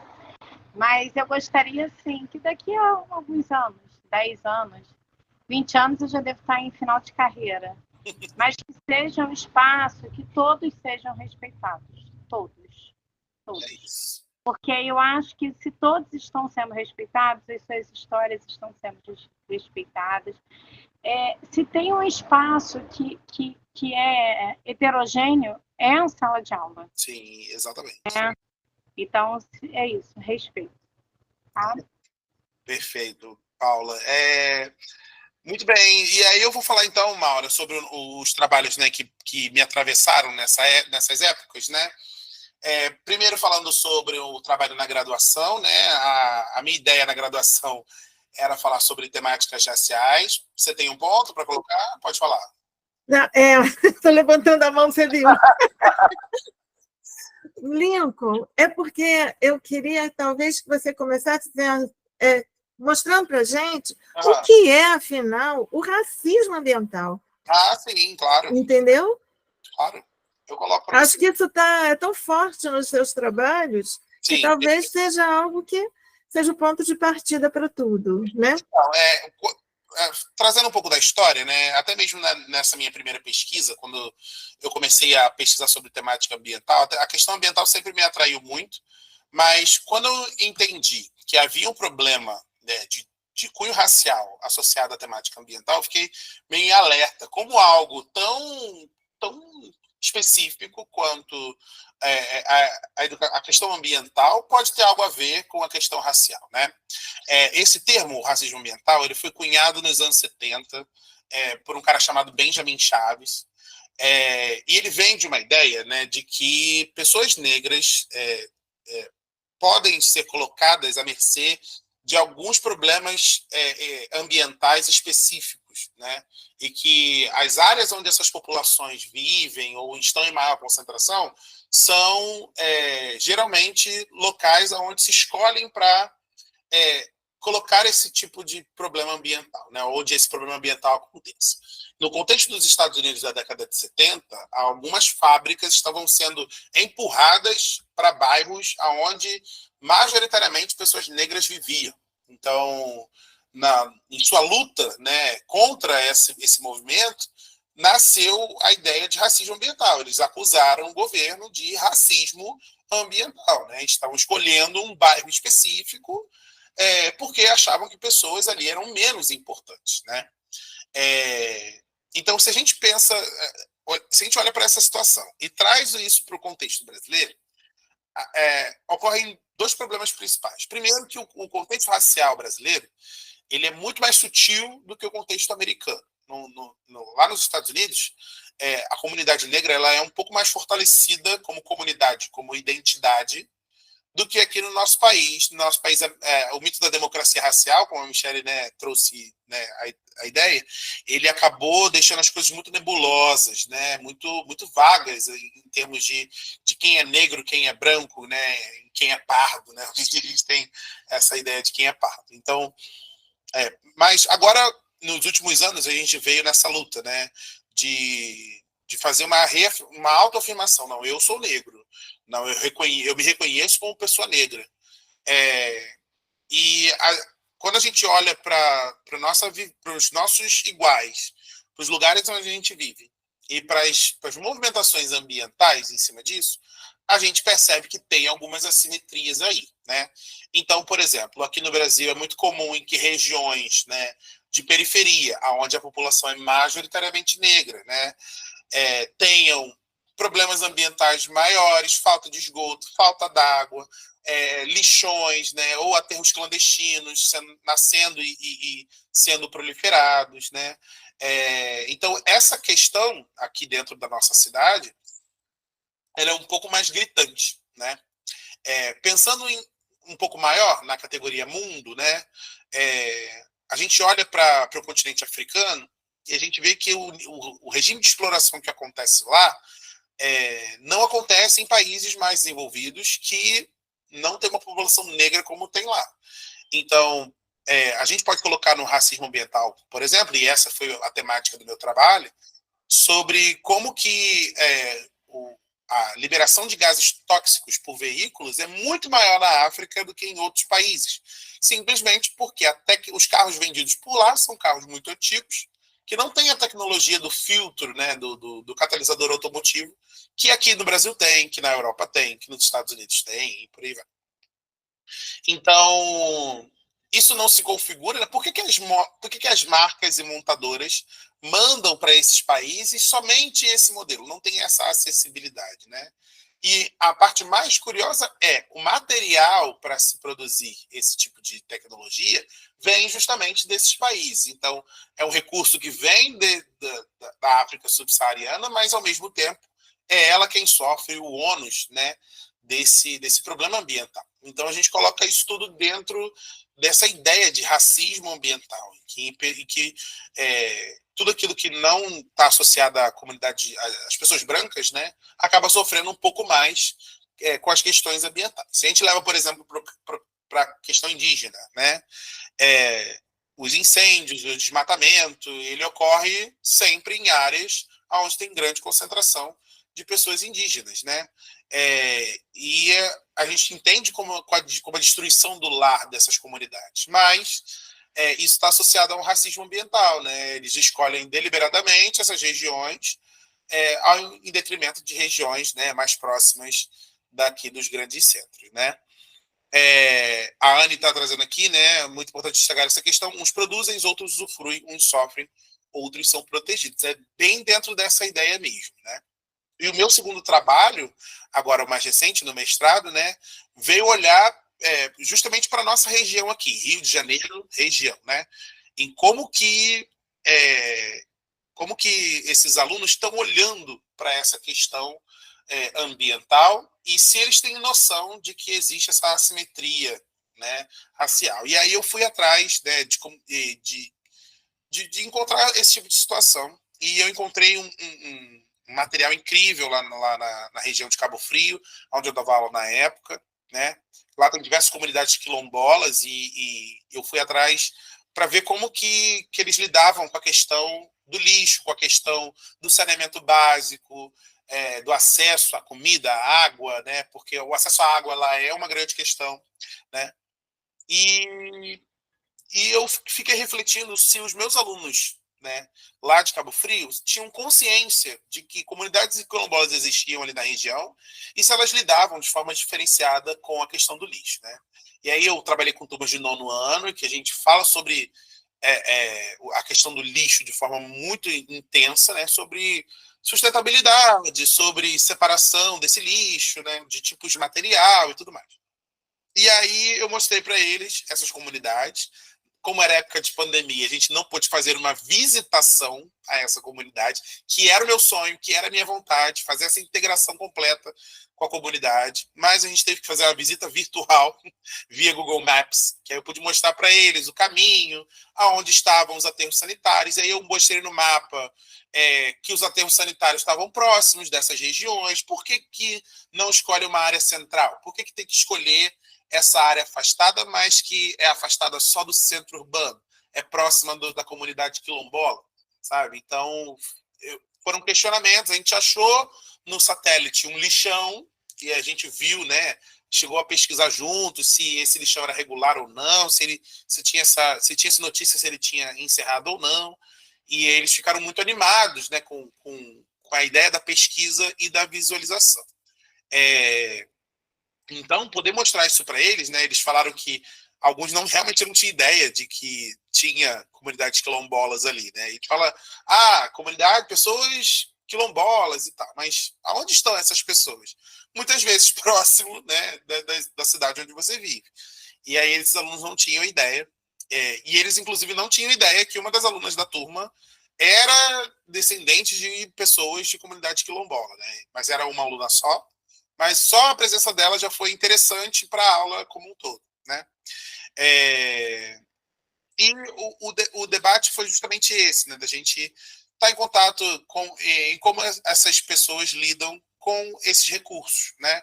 E aí até uma das comunidades, eles têm uma orquestra, né, de jovens que utilizam lixo reciclado como percussão. Aí tem várias latas, né? Tem tambores feitos de material reciclado. E é muito legal que tem vários vídeos sobre eles na internet, né? Eles visitam outras cidades, né? Seria também um sonho poder convidar eles à escola para fazer também uma apresentação, mas a época da pandemia não foi possível. Então, vocês veem que aconteceram várias adaptações para que seja feita, né? Para ter sido feita na época da pandemia. Porém, deu tudo certo, a pesquisa foi incrível, a aula rendeu até certo ponto, porque a gente está lidando com adolescentes, né? Em termos de interesse e trabalho, é uma luta sempre, né? Trazer o interesse desse aluno é um desafio, mas a gente fez ali o que a gente pôde, a pesquisa foi interessante e o trabalho está no coração como sempre, né? Acho que é essa a ideia aí, né? E aí, se vocês tiverem perguntas também, a gente pode falar mais, né? Estamos aí, tipo... Lincoln, a Michelle fez um comentário no chat, ela pode ampliar para talvez conversar com você um pouquinho, trocar ideia. Está sem som, Michelle. Quebrou, e aí tá só, o fone não tá sem o microfone, desculpa, eu tenho que tirar. Mas, assim, era só a observação, era sobre o fato de que essas questões que você traz do racismo ambiental, assim como, em geral, as questões que envolvem racismo estrutural, elas envolvem muitos dados matemáticos. Sim, imagino que sim. E é uma coisa que a gente precisa entender que tem que ser parte das nossas aulas de matemática também. E não só como aplicação ou exemplo, eu vou falar hoje de porcentagem, vou dar um exemplo. Pode entrar assim também, mas não só, é um tema que tem que estar ali como tema principal também, sabe? Sim, a matemática crítica, né? Exato. E assim, quando o aluno percebe que aquele tema é tema da aula, e ele fica assim, caramba, por que esse é o tema da aula se a gente está numa aula de, sei lá, matemática, né? E aí a gente acaba entrando na mente desse aluno e trazendo interesse para a gente também. Definitivamente é isso, né? E é aquela coisa, né? Todo mundo fala isso, né? Mas é a máxima de não esperar chegar novembro para falar sobre temática racial, né? Isso já está antigo aí nos nossos debates. Mas é isso. Sobrou um tempinho. Eu sei que a gente tem, né, um conteúdo para cobrir muitas vezes. Mas sobrou um tempinho, vamos fazer um projeto diferente, vamos trazer uma técnica nova, apresentar coisas novas para os nossos alunos, que passam por questões matemáticas ou por questões científicas, mas que possam trazer também outros debates, né? O Leonardo coloca aqui que incomoda ele um pouco, né? A falta de conteúdos que dialoguem entre as matérias, criar sinergia, né? Realmente, Léo, a gente tem uma defasagem, né? De conteúdos que possam cruzar, vou dizer também até mesmo a disposição dos nossos colegas professores para fazer isso acontecer, ou talvez uma organização de horários que permita a gente fazer isso, né? Muitas vezes você quer, sei lá, acessar um professor de história, um professor de geografia, para fazer uma conexão, falar sobre estatísticas de forma mais precisa. A gente não tem todo o conteúdo, às vezes, né? Mas, então, fica realmente difícil, né, fazer essa conexão. É de fato verdade.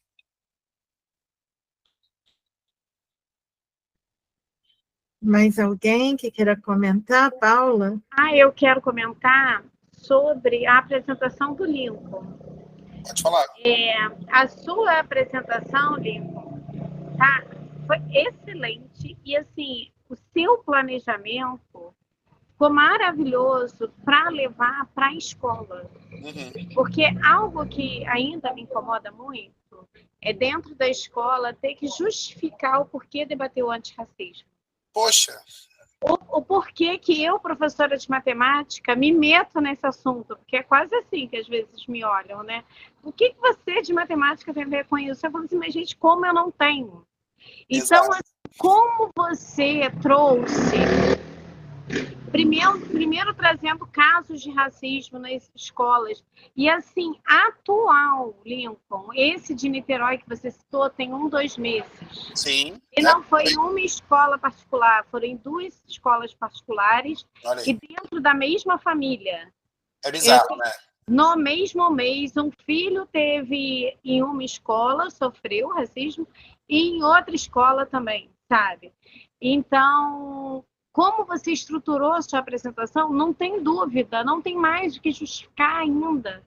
Por que a gente precisa debater, o que a gente precisa trazer para a sala de aula diariamente. Foi como a Anne Michele sinalizou, assim, não é, e você também, né? Não é só em novembro. Exato. A gente tem tanta matemática aí para explorar, para denunciar dados de racismo estrutural, de racismo ambiental. Então, assim, aproveitar esses espaços para trazer essa discussão em pauta e para amplificar as vozes, não dar voz, que voz todos têm, mas amplificar as vozes de todas essas pessoas que estão sofrendo. Tá? Então, assim, parabéns. Tá? É isso, né? Nesse intuito mesmo. E, assim, eu trago também a minha fala estruturada dessa forma porque eu já precisei justificar muitas vezes nas escolas, entendeu? Toda vez que a gente vai falar sobre temática racial e simplesmente as coordenadoras olham para minha cara e perguntam, mas por que você está aqui? Vamos puxar alguém de história, vamos chamar alguém de humanas para falar sobre isso. Aí eu falo, não, eu posso falar sobre isso também, né? Eu tenho coisas para falar sobre isso, né? A química tem coisas associadas a isso. E aí, a temática ambiental me permitiu ir nesse lugar de forma mais fácil, né? De conectar esses 2 assuntos de forma mais fácil. Eu acho que a grande procura é essa. No caso da matemática, eu acredito que a estatística ajude vocês a fazerem mais essas conexões, né? Vou dizer que falta pesquisas, viu, na área de matemática, sobre mais conteúdos, mais associações que a gente possa fazer. Eu acho, inclusive, que a gente pode até sugerir para os nossos jovens que estão agora entrando, né, no meio do campo de pesquisa para se aventurar nessa área, né, conectar com comunidades indígenas, com pessoas negras, e ir atrás desses conteúdos, né, ver o que tem aí para a gente enriquecer o nosso trabalho, né, porque falta esses temas, né, mais legais para a gente poder trazer. E que não precisem de tanta justificativa para a gente, né, poder trabalhar. É realmente importante. A Tarciana Lincoln está citando um caso muito dramático de uma criança de 2 anos que tentava se tornar branca. Poxa, gente. Agora você vê? Esse é o tipo de coisa que me corta o coração, né? Crianças tão novas, né? E já pensando sobre isso, né? Já sofrendo com isso. E você vê que e crianças são seres muito sinceros, né? Eles reagem muito mais à situação. E para uma criança de 2 anos estar assim, é porque foi algo muito forte, entendeu? Não vou dizer nem que tenha talvez acontecido uma situação, mas que ela observou, né? Que o meio funcionava daquela forma e em sua própria inteligência, qual foi a primeira solução? Deixar de ser negra, né? E muitas vezes a gente chega nesse ponto, né? Nossa, só de você falar me cortou o coração também, Tassiana. Imagino você que conheceu de fato a criança.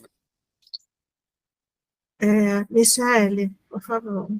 Não, só para comentar que o surgimento do EMAR, né, eu vinha já estudando sobre decolonialidade um tempo, mas nunca tinha tido parado para olhar com mais calma a questão racial. E foi exatamente ver o sofrimento de crianças na escola da minha filha, crianças pequenas ainda, tomar conhecimento a partir de um grupo de pais que se juntou lá na luta antirracista, de crianças muito pequenas, sofrendo muito, exatamente essa ideia, a criança que se lavava tentando tirar a cor.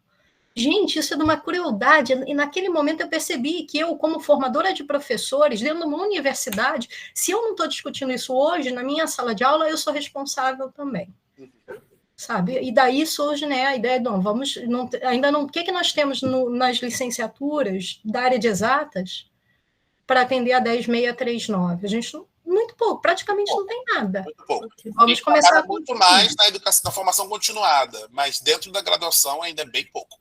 É bem pouco, não tem. E não é só a 10.639, porque a 10.639 ela vai falar diretamente sobre cultura, história afro-brasileira e africana. Mas como a Bárbara Carini bem coloca, você tem o outro lado também, que é propriamente a educação antirracista, que você tem um lado mais afirmativo e o outro de denúncia. E a gente não trabalha com isso, na verdade, nas licenciaturas, não trabalhava. Felizmente, eu acho que esse quadro vem mudando. Eu tenho visto vários projetos em vários lugares que as pessoas estão começando a se atentar, mas a gente está muito atrasado, gente. A gente tem que realmente... De fato.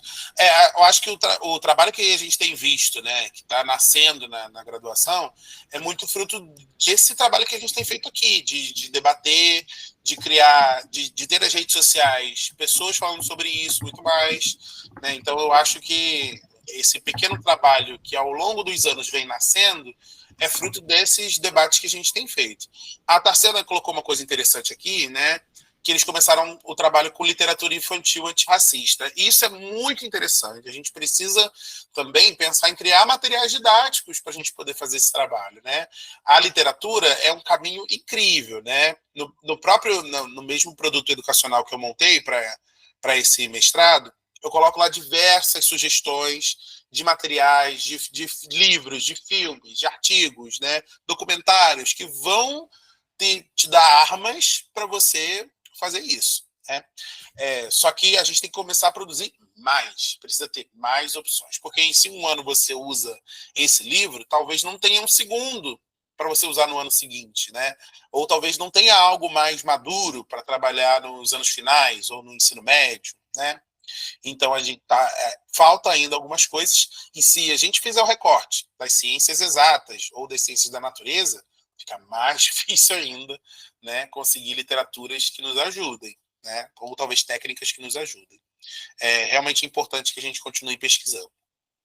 Lincoln, a Tarsena, por favor, Tarsena, pode falar você, depois eu falo com desculpa, Maura. Então, eu não consigo abrir a câmera, mas Lincoln, essa questão da educação infantil, né, de ser necessário começar esse trabalho lá, ainda mais tem a idade, a gente tem visto isso, tem feito um trabalho voltado para isso aqui em Macaé, e eu faço, né, uma pós, né, nessa área, e a gente teve uma pesquisa de analisar visualmente as turmas e depois separar uma turma e ir para a secretaria daquela unidade escolar e olhar as declarações dos pais, a cor dos filhos deles. E assim, numa turma onde 80% eram negros, né, de escola de comunidade, e na documentação 5 crianças, né, de 22 crianças, 5 eram negras, todas eram brancas ou pardas. E a gente entender que ali é uma maneira, não sei se não diria de vergonha, mas de proteger o filho, porque quando alguém lê aquele documento e vê negro, já vai ter uma resistência. Então, assim, levar para essa comunidade, para essas pessoas que não, elas são negras sim, são potentes, elas precisam acreditar nisso, né? E isso é muito difícil de fazer. E como levar para essa comunidade escolar, né, para além das crianças, para esses pais que moram numa comunidade que veem todos os dias, praticamente, pessoas negras sendo mortas por falta de oportunidades, dizer para elas, não, ser negro foi ruim, é ruim, tem um histórico ruim, mas isso pode mudar. Isso deve mudar. A gente, no lugar de branco privilegiado, precisa ajudar a vocês a chegar nesse lugar de igualdade sendo diferente. Então, assim, é um trabalho muito de formiguinha, mas que precisa ser começado. E a gente tem visto, né, que já está começando, pelo menos aqui em Macaé, a gente tem trabalhado bastante essa questão na educação infantil, porque realmente me chocou muito quando eu cheguei em uma escola e vi uma criança se raspando, e eu perguntei, você está fazendo? O que você está fazendo? Você está brincando de quê? Né, eu perguntei pela brincadeira, como se eu não tivesse achado aquilo muito estranho, uma criança se mutilando. Ele falou, eu não estou brincando, eu estou ficando branco.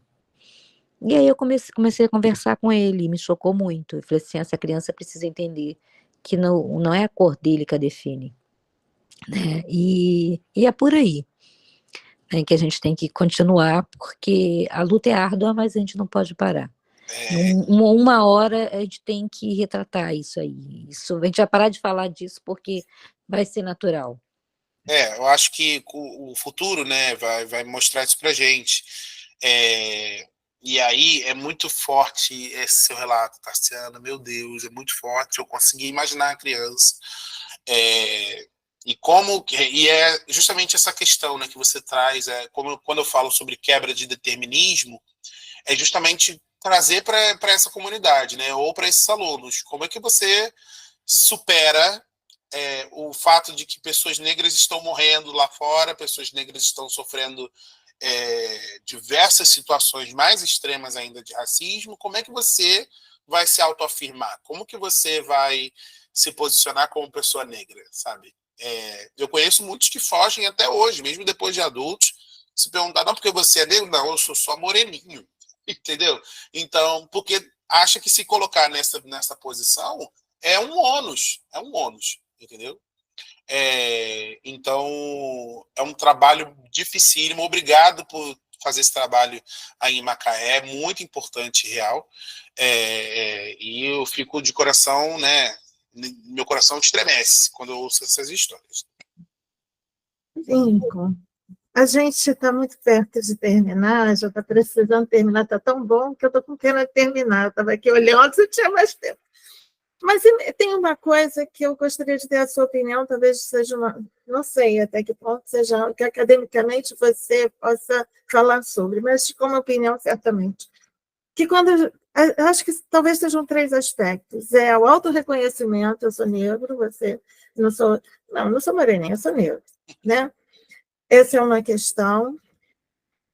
Mas, ao mesmo tempo, não tem também aquela questão do racismo norte-americano, né? Que colocava a questão do basta uma gota para ser negro, para justamente isso ser o gancho, o ponto de apoio para uma atitude racista. Como é que a gente faz esse balanço, né? Então, né, isso aí são temas que eu posso dizer, não polêmicos, mas são temas delicados dentro da comunidade, né, do debate racial, né, quando a gente faz debate racial, que é justamente essa diferenciação do que é Brasil e do que é Estados Unidos. Né? Nos Estados Unidos tem essa política do basta uma gota de sangue de pessoa negra para você também ser uma pessoa negra. Né? Então, se o seu avô for negro, ok, você é uma pessoa negra.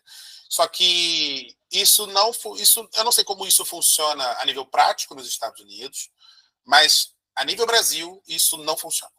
Simplesmente porque a miscigenação aqui no Brasil foi tamanha que a gente não tem apenas pretos e brancos, a gente tem um gradiente completo de tons de pele e de traços e que muitas vezes fica muito confuso da gente fazer a heteroidentificação, quer dizer se uma pessoa é branca ou negra. Então, a gente trabalha na autoafirmação, no processo de autoafirmação. Então, você se reconhece como negro? E aí a pessoa vai dizer se sim ou não. Ela faz um documento sobre isso e, se ela precisar, é claro, se autoafirmar, mas ela pode se colocar como pessoa negra. Em alguns casos, Mauro, eu vou dizer, é inegável, acaba sendo inegável que você é uma pessoa negra. É o meu caso. Eu chego no espaço, a pessoa vai me olhar, um rapaz negro. Então, não tem como eu escapar, né? Da mesma forma que, por exemplo, mulheres não tem como escapar dessa identificação de ser uma mulher, né? Então, se você é muito feminina ou se você usa o cabelo longo, as pessoas vão identificar você como uma mulher. Hoje a gente já tem pessoas de gênero fluido, né? Que geram também essa dúvida, mas é uma coisa fácil de se identificar. Não dá para esconder muitas vezes. Porém, como Brasil é Brasil, né? A gente tem essa miscigenação. Então vão ter pessoas de pele muito clara que vão ter traços, né? De origem negra ou de origem indígena, e a gente consegue observar isso, mas a gente não consegue colocar direito se essa pessoa é branca ou negra, ou até a própria pessoa não consegue se colocar como branca ou negra. Então, vai de cada um mesmo. E agora a gente está vivendo num momento até de transição dessa questão, que algumas instituições estão começando a colocar grupos de heteroidentificação. Vai ter uma banca, e essa banca vai olhar para você ou para sua foto e vai dizer se você realmente é negro ou não.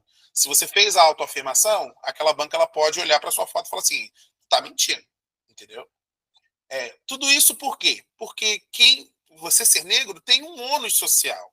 Você sofre pequenos racismos todo dia. O segurança te segue no mercado. E isso é real. Isso acontece comigo em base semanal. Eu vou no mercado e, se eu olhar para trás assim, tem um segurança na minha vista. E ele está me olhando, entendeu? Isso incomoda? Sim, mas não me incomoda a ponto de eu criar uma causa imensa sobre isso. É aquela coisa, né? A gente tem que escolher as batalhas que a gente luta. Mas... E aí a grande questão é essa. Você sofre com isso? Se você não sofre com isso, é porque a sociedade não está te enxergando como uma pessoa negra. Então você leva as benesses de não ser uma pessoa negra, entendeu? Mas tem sempre o caso da minha mãe, né, gente? Então, minha mãe é uma pessoa que ela é o pardo mais para branco, por assim dizer. Ela é uma pessoa que ela não faz a auto-identificação dela, porque ela não reflete muito sobre essas questões, né? O trabalho ficou comigo mesmo. Só que minha mãe trabalha com beleza, ela é uma cabeleireira, ela trabalha com maquiagem, ela trabalha, né, no ramo da beleza. E a gente sabe que a beleza está muito associada à questão racial também. O padrão de beleza é branco, né? Então, quando ela encontra traços, né, negros, né, nariz um pouco mais largo, o cabelo muito crespo, o cabelo muito armado, né? Ela fica um pouco incomodada. Ela fala, nossa, que feio. Aí eu questiono. Feio por quê? Né? O que tem de feio aqui? Ah, porque o nariz é muito largo. Ué, mas a pessoa não tem o que fazer, gente. Vai arrancar o nariz fora? Vai trocar o nariz? E aí a gente vê que existem movimentos para isso, né? Pessoas afinando o nariz, né? Ou pessoas alisando o cabelo. Então, por que essas pessoas estão fugindo dessas características? Porque provavelmente há uma descendência negra ali. Mas, a nível de ônus social, fica essa divisão de quem é negro e quem é branco, né? Eu acho corajoso a pessoa se auto-identificar como negra e bater no peito e dizer eu sou negro, né? Porque isso vem com coisas. Então, vem com questões acima disso. Então, aqui no Brasil é um pouco mais complexo essa questão. Para crianças e adolescentes, que eu acho que é o nosso, né, nosso meio de trabalho, fica um pouco mais complexo ainda, porque as crianças não estão pensando nisso, né? Elas sentem que tem diferenças, às vezes elas ficam tristes porque algumas injustiças acontecem, provavelmente outras crianças não querem brincar com ela não entende por quê.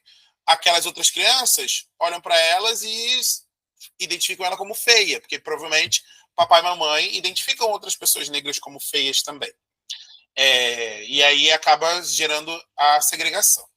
Na adolescência, é época de descobrimento. Então, além das 30 mil questões que o adolescente tem que se perguntar para se identificar, tem mais uma. Eu sou negro ou eu sou branco? Eu sou o quê? Amarelo? Não sei, eu estou no meio do caminho, né? Então, fica essas questões acima, né? E aí, eu jogo, quando o aluno vem me perguntar, professor, o que você acha? Eu sou negro? Aí como é que você se sente sobre isso? Como é que você se sente sendo negro? Se você fosse mesmo. Ou se você não for negro, você acha que isso muda alguma coisa para você? O que você sente, né? O que seu pai diz sobre isso? O que sua mãe diz sobre isso? Eu tento abrir o debate para mais pessoas dentro do convívio dele, porque isso é uma questão familiar, gente. Seu pai e sua mãe deveriam poder te responder isso, entendeu? Só que do jeito que o Brasil é construído, até mesmo o pai e a mãe precisam de um auxílio para dizer se ele é negro ou não, entendeu? Então é um trabalho que a gente tem que fazer de conversa mesmo. Tem que se conversar, fazer aquela criança entender o que significa ser negro no Brasil. Acho que essa é a parte que a gente pode entender. Para crianças fica um pouco mais complexo, que não tem como explicar tudo. Para o adolescente, a gente já pode levar o debate. A ideia é essa.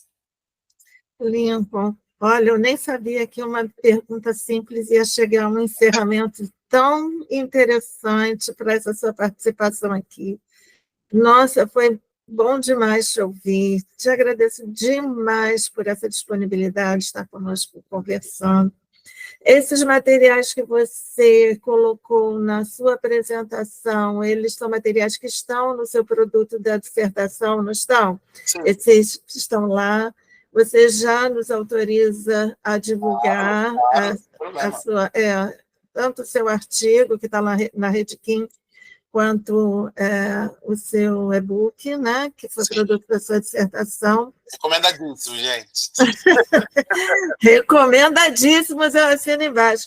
E, Lincoln, se você puder, eu acho que eu gostaria de ter a sua apresentação para a gente sem problema nenhum, ter acesso a essas primeiras. Também. A gente dá autoria, sabe? A gente respeita sem problema. Assim, a propriedade intelectual da sua apresentação, mas, como Paula falou, aquelas pranchas iniciais, onde você explica para quê e por quê, né? Uma prática educacional antirracista, acho que são muito importantes. Então, depois, se você puder disponibilizar... Feliz em disponibilizar. Tá bom, Lincoln, muito obrigada. A gente continua se falando, é muito gratificante poder contar com você, ter você nos meus contatos, né, ter a sua amizade. E eu vou dar o encerramento, então, para a Anne Michele, tá bom? Então, quero agradecer novamente a presença de todos, da Maura, e em especial a presença do Lincoln. Foi muito, muito bom, Lincoln, ter você hoje com a gente, escutar você. Vamos continuar mantendo contatos. Claro. E pensando também em atividades interdisciplinares que a gente possa produzir. E dizer para o pessoal, então, que o EMAR agora entra num recesso, a gente só vai ter evento aberto de novo em agosto. O Projeto Eventos continua funcionando direto, sigam os eventos do Projeto Eventos do Dá Licença. Um abraço a todos e é isso, obrigada, gente.